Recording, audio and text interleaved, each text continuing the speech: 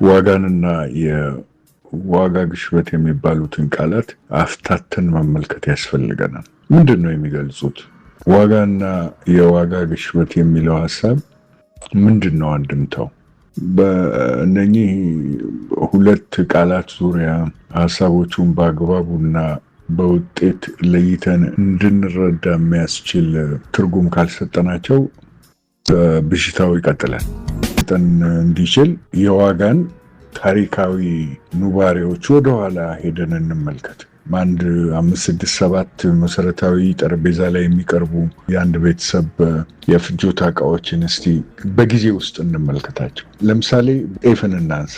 ጤፍ በ80ዎቹ መካከል ድረስ እንደ ኢትዮጵያ አቆጣጠር ነው ዓመተ ምህረት የምጠቅሰው፣ አንድ ኩንታል ጤፍ 65 ብር ነበር። ዋጋ ነው ይሄ ዋጋ ነው። 2017 በ2018 የአንድ ኩንታል ጤፍ ዋጋ ወደ 14,000 ብር በአማካይ መጥቷል። ይህም ዋጋ ነው። የ1980ውም ዋጋ ነው። በ65 እና 70 ብር ይገዛ ነበር አንድ ኩንታል ጤፍ። አሁን የሚገዛው በ14,000 ብር። በርበሬን እንውሰድ ለምሳሌ። እሱም ጠረጴዛ ላይ የሚቀርብ ምግብ አይነት ስለሆነ በኪሎ በርበሬ በ80 ዓመተ ምህረት ከ3 እስከ 4 ብር ነበር።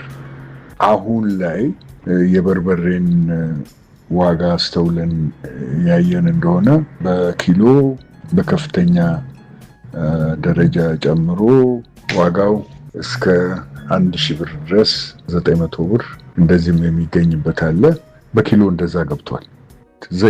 ዘይት ለምሳሌ ያየን እንደሆነ በ80ዎቹ በኢትዮጵያ አቆጣጠር ነው አሁንም የምጠቅሰው፣ እስከ 80ዎቹ መካከል ድረስ የነበረውን ዋጋ ስንመለከት 3 እና 4 ብር የሚገኝ በሊትር ዘይት 350 ብር አካባቢ በሊትር ገብቷል። በእርግጥ የ5 ሊትር ዋጋም አለ፣ ግን ይህንን ወደ ሊትር ማንዝረን ነው የምናየው።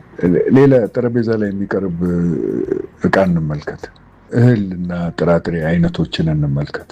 እንግዲህ እህል የምንለው ቅድም ጤፍን አይተናል። ስንዴን፣ ገብስን፣ በቆሎን የመሳሰሉትን መሰረታዊ እህሎች ማለታችን ነው። 1980ዎች ውስጥ ከነበረው በአማካይ ከ40 እስከ 80 ብር እንደ ቦታው ቢለያይም አሁን ከ6,000 እስከ 8,000 ብር ደርሷል። በኩንታል ነው የምናወራው። ሰባት እህሎች አሉ፣ ቅቤ አለ። እንደዚሁ ዋጋቸውን በዝርዝር ስንመለከት ዋጋ በ80 ዓመተ ምህረት እና በ2017 ዓመተ ምህረት ያለው ከፍተኛ ልዩነት አውጥቷል። ዋጋ ስንል በ80 ከኪስ አውጥተን የምንከፍለውን ብር ነው የሚመለከተው። ዋጋ ስንል በ2017 ከኪስ አውጥተን የምንከፍለውን ብር ነው የሚመለከተው።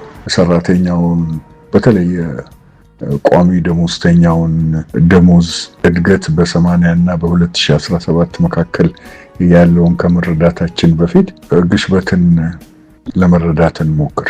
እስካሁን የጠቀስናቸውን እቃዎች ዋጋ ከነበረበት የ1980 ዋጋቸው በ2017 የጠቀስነውን የዘለለ ዋጋ እንድናይ ያደረገን ነገር የዋጋ ለውጥ በመሃል በመከሰቱ ነው። ይሄ ዋጋ ለውጥ ውስጥ ሁለት ነገሮች አሉ። አንደኛው ግሽበት ሲሆን፣ ሁለተኛው በማምረት ሂደት ውስጥ የሚፈጠሩ ወጪዎች ጋር የተያያዘ ጭማሪ የሚያመጣው ነው።